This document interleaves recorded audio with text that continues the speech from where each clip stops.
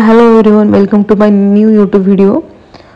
तर रात्रीचे 1:30 वाजले आहेत आणि आम्ही निघालो आहोत अक्कलकोटला. जसं की तुम्हाला सगळ्यांना माहिती आहे, अक्कलकोट म्हणलं की तिकडे सगळ्या भक्तांची गर्दी असते, त्यामुळे लवकर निघणं गरजेचं होतं.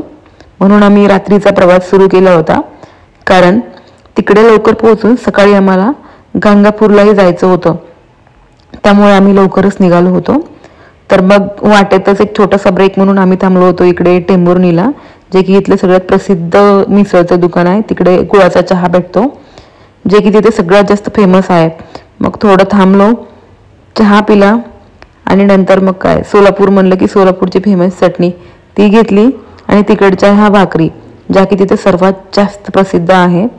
आणि मग नंतर सगळ्यांनी चहा घेतला आणि आम्ही परत मग जसं जसं मी अक्कलकोटच्या दिशेने प्रवास सुरू केला तसं तसं मनामध्ये एक वेगळी शांतता उतरली होती. रस्त्याच्या दोन्ही बाजूंनी हिरवळ, मंद वारा आणि भक्तिभावाने भरलेली माणसं, जणू वातावरणच पवित्र झालं होतं. गावात प्रवेश करताच इथून स्वामी समर्थ महाराज की जय घोष ऐकू लागला. मंदिराच्या मुख्य प्रवेशद्वारापाशी पोहोचल्यावर सोन्याच्या कलशाने सजलेले शिखर दूरवरूनच डोळ्यात भरत होतं. पाऊल टाकताच त्या पवित्र भूमीवर एक अदृश्य शक्तीचा स्पर्श जाणवला. घंटांचा निनाद, आरतीचा सुगंध आणि भक्ताच्या चेहऱ्यावरची प्रसन्नता, हे सगळं मनाला खोलवर भिडतं. मंदिराच्या आत पाऊल ठेवताना मनात फक्त एकच विचार आला, हा क्षण आयुष्यात विसरता येणार नाही.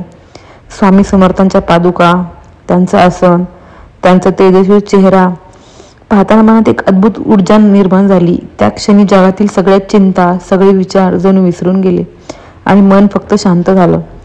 दर्शनानंतर मंदिराभोवती परिसर फिरताना भक्त एकमेकांना प्रसाद देताना, एकमेकाची विचारपूस करताना पाहिली. इथे आल्यावर कळतं, अक्कलकोट हे फक्त स्थळ नाही, तर एक भाव, एक अनुभव, येथील वातावरण आणि भक्तिभाव आणि स्वामी समर्थाचा आशीर्वाद आहे. हे सगळं मनात कायमचं कोरलं जातं. जर तुम्ही इथे अजून आला नसाल तर आयुष्यात नक्की एकदा तरी अक्कलकोट येथे स्वामी समर्थाच्या दर्शनाला या. कदाचित तुम्हाला हवं असलेले उत्तर किंवा मनाला हवी असलेली शांतता तुम्हाला इकडे नक्कीच मिळेल.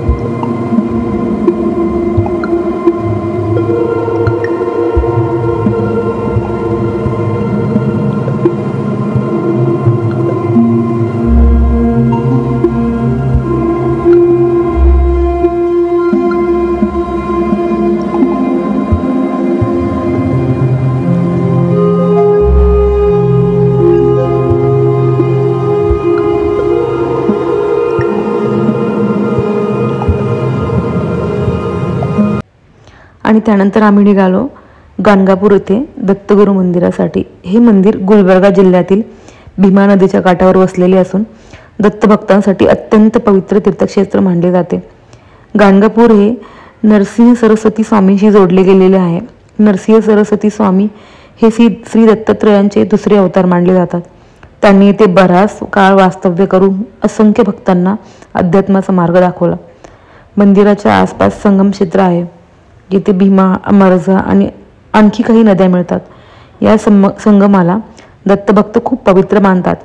येथे स्नान करून दत्तगुरूच्या मंदिरात दर्शन घेतले की जीवनातील दुःख, संकटे सर्व दूर होतात.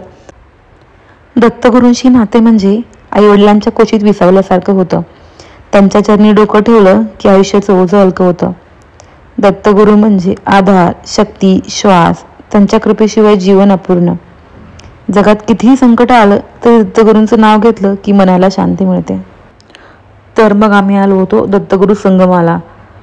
भक्तांचा असा विश्वास आहे की संगमात स्नान केल्याने पापांचा नाश होतो, मन, बुद्धी आणि आत्मा शुद्ध होतो. मग दत्तगुरूंच्या दर्शनाने जीवनात शांती आणि समाधान मिळते. संत श्री नरसिंह सरस्वती स्वामींनी आपल्या आयुष्यात बराच काळ गाणगापूर संगम येथे व्यतीत केला होता. त्यांनी येथे तपश्चर्या करून भक्तांना अध्यात्म आणि सद्गुणांचा संदेश दिला. दरवर्षी हजारो भाविक संगमात स्नान करून दत्तगुरूच्या मंदिरात दर्शन घेतात.